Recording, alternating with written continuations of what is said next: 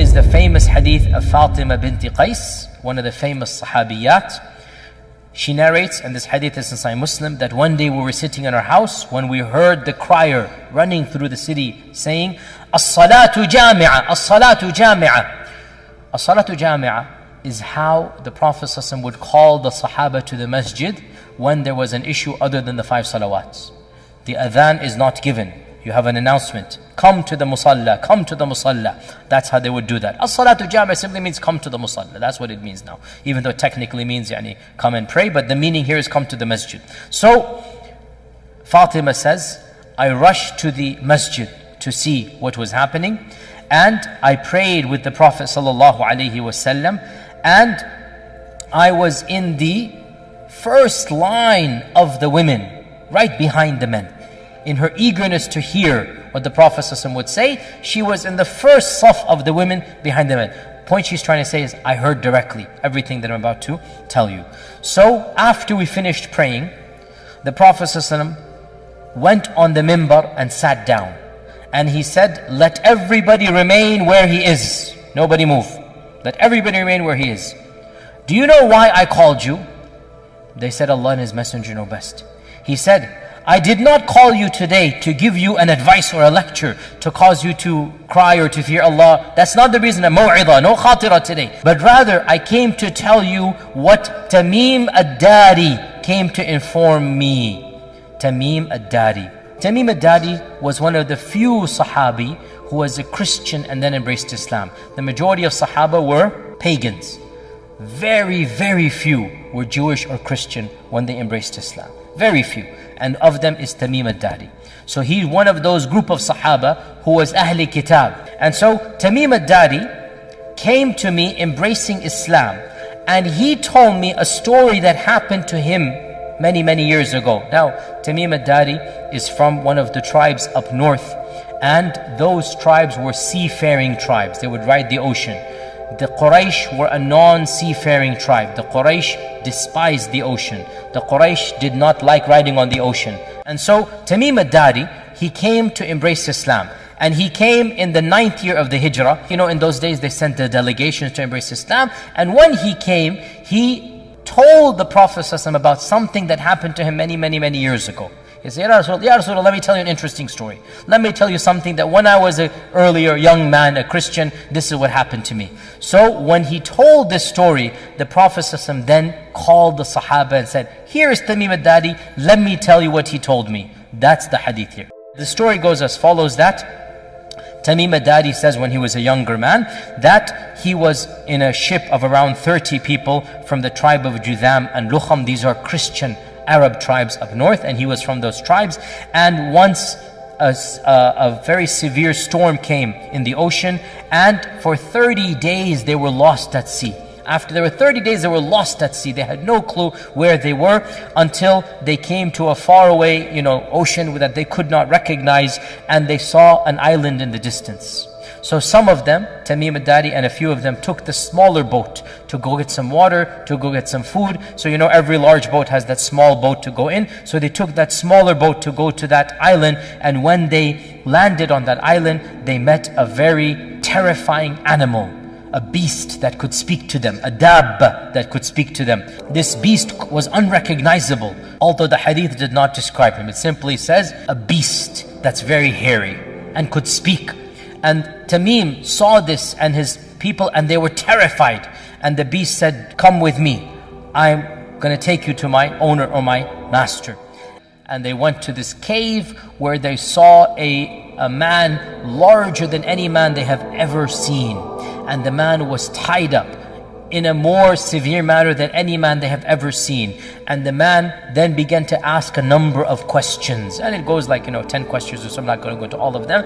And they were so terrified, they just responded one after the other.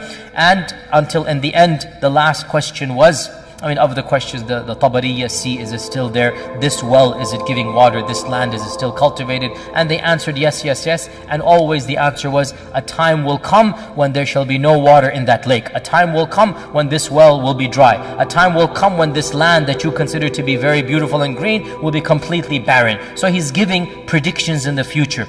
Then he says that, has the Ummi Prophet been sent amongst the Arabs?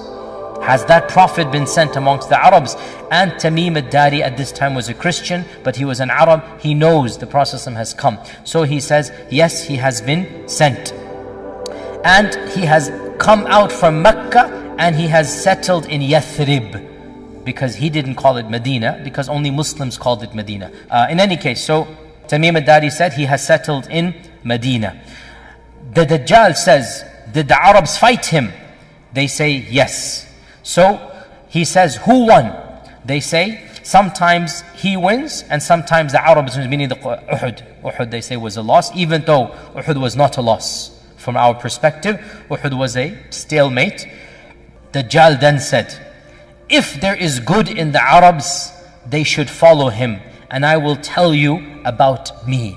I am the Masih. And it is only a matter of time before I am let loose.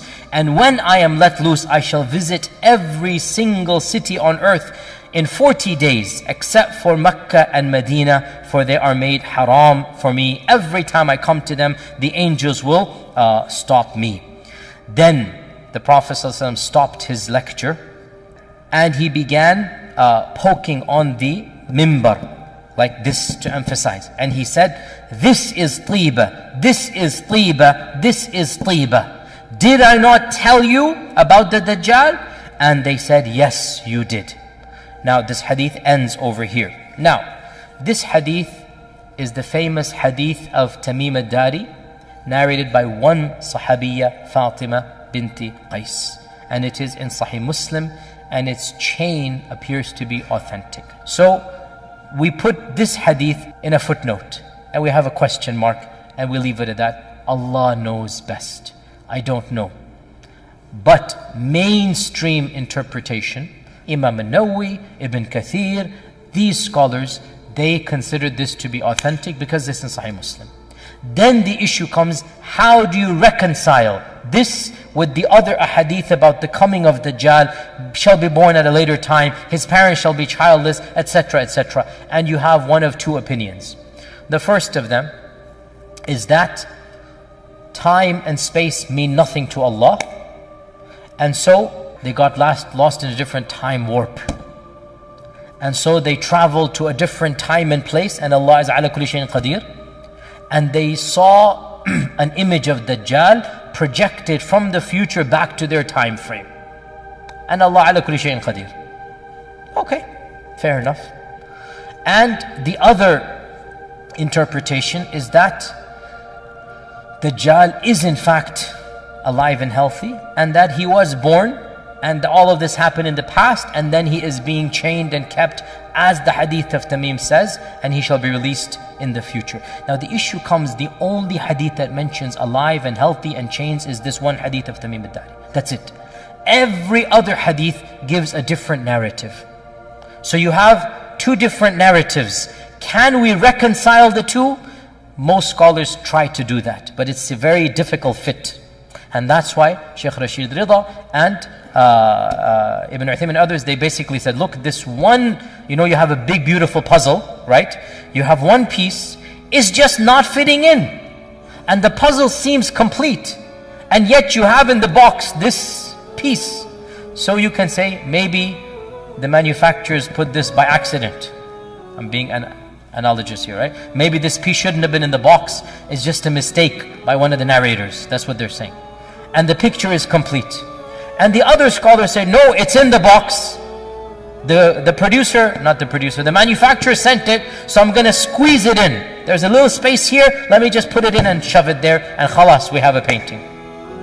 Which version do you want to follow? I leave it to you.